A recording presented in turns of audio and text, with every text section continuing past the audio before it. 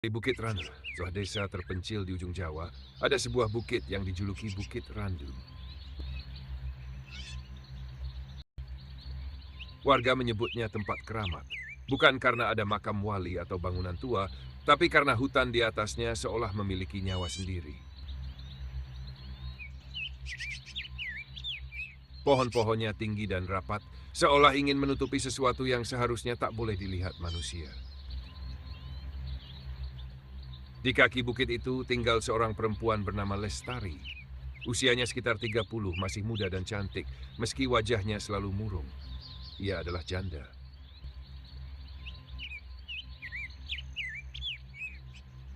Suaminya, Bowo, meninggal 2 tahun lalu dalam sebuah kecelakaan saat berburu di hutan Randu. Orang bilang ia diseret sesuatu ke dalam kegelapan. Tubuhnya tak pernah ditemukan, hanya senapan patah dan bercak darah di tanah. Setelah kematian suaminya, Lestari hidup menyendiri. Ia bekerja sebagai penenun dan jarang bicara dengan orang. Tapi lalu desas-desus mulai muncul bahwa Lestari hamil.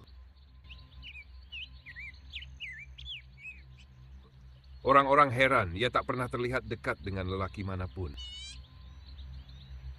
Jangan-jangan bukan anak manusia, bisik warga desa.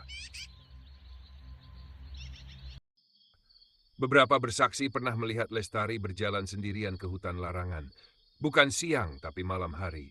Bahkan malam Jumat Kliwon.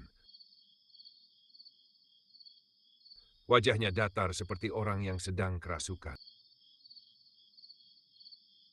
Ia membawa bunga 7 rupa dan seikat rambut, lalu menghilang ke dalam gelap. Warga percaya bahwa hutan Randu dihuni oleh makhluk halus bernama lik hutan. Siluman bertubuh monyet dan berkepala manusia bisa menyaru dan menjanjikan kekuatan atau keturunan dengan imbalan. Tak seorang pun berani bicara langsung pada Lestari, tapi tatapan mereka menghakimi. Sampai ada malam itu, malam Jumat Kliwon. Langit pekat tanpa bulan, angin kering melolong seperti rintihan. Lestari melahirkan. Rumahnya gelap, hanya lampu minyak yang menyala redup.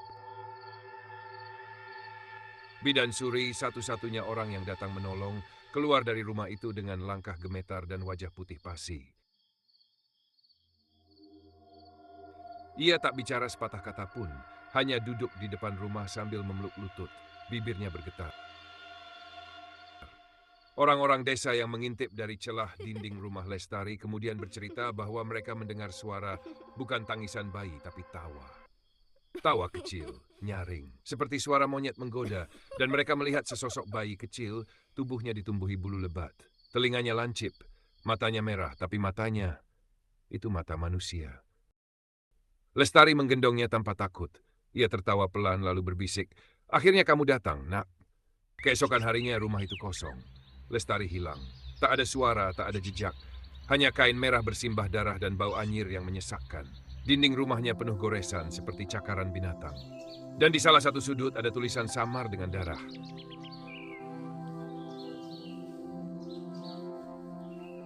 Pak Lurah memimpin pencarian, tapi yang mereka temukan hanya jejak kaki aneh di tanah. Kecil seperti kaki bayi, tapi berbentuk cakar. Jejak itu mengarah ke hutan Bukit Randu. Dan di sana mereka berhenti. Tak ada yang berani masuk. Sejak hari itu, desa tak pernah sama. Setiap malam Jumat Kliwon, suara tawa kecil akan terdengar dari arah hutan. Kadang terdengar suara seperti langkah kecil di atap rumah warga. Kadang suara itu menyelinap sampai ke jendela, memanggil dengan lirih, "Ibu, aku lapar." Beberapa warga mengaku melihat bayangan melompat dari pohon ke pohon. Kecil, berbulu, dengan tangan dan kaki seperti manusia. Tapi wajahnya mirip Bowo. Cerita ini akhirnya menjadi semacam legenda desa. Orang tua melarang anak-anak mereka masuk ke hutan saat malam. Dan setiap kali seseorang mendengar suara tawa kecil dari balik kabut, mereka akan menyalakan dupa dan membaca doa, berharap makhluk itu melewati rumah mereka.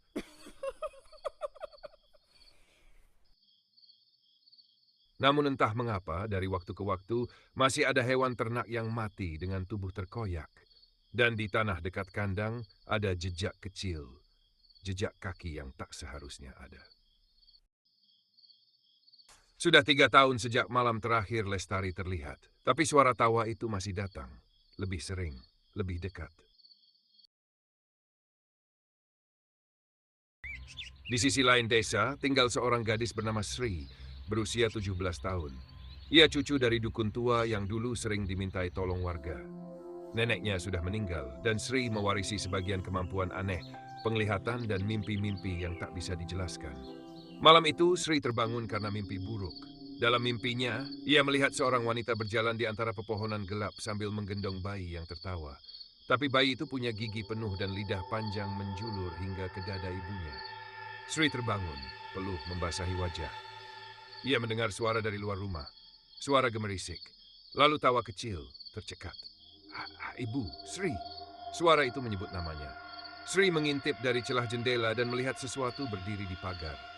Sosok kecil, hanya setinggi anak berumur 3 tahun, tapi tubuhnya seperti binatang. Bulunya hitam, wajahnya samar, tapi sorot matanya mengerikan. Ia tersenyum padanya. Ayahnya bergegas keluar, tapi tak ada apa-apa. Hanya jejak kecil di tanah dan bau amis yang menusuk hidung. Keesokan harinya, Sri pergi ke rumah Buningsih, satu-satunya tetua yang masih percaya pada hal gaib. Kamu sudah waktunya lihat, ya, darahmu turunan yang bisa tembus batas. Sri menceritakan mimpinya. Buningsih terdiam, lalu membuka kotak kayu tua. Di dalamnya ada jimat, rambut manusia, dan sebuah foto lama. Ini foto Lestari sebelum ia hamil, kata Buningsih. Dan ini anak yang kau lihat. Sri terkejut. Dalam foto itu ada sosok samar di belakang Lestari. Hitam dengan mata menyala merah. Dia bukan anak biasa, ia bukan anak manusia. Ia anak perjanjian. Malam harinya, Sri bermimpi lagi. Ia berada di dalam hutan Bukit Randu. Kabut tebal menutup jalan. Lestari berdiri di bawah pohon besar, wajahnya pucat dan matanya kosong. Di pelukannya, anak itu tertawa menatap Sri. Bantu aku, sebelum dia tumbuh, sebelum dia mengambil tubuh baru. Sri tersentak bangun. Tapi kali ini ada sesuatu di kamarnya. Bau busuk. Bayangan kecil duduk di pojok kamar. Main sama aku. Suara itu bukan suara anak-anak. Suara itu serak, penuh kerak seperti suara binatang yang belajar meniru manusia. Sri menggigit jari tangannya sendiri untuk tidak menjerit.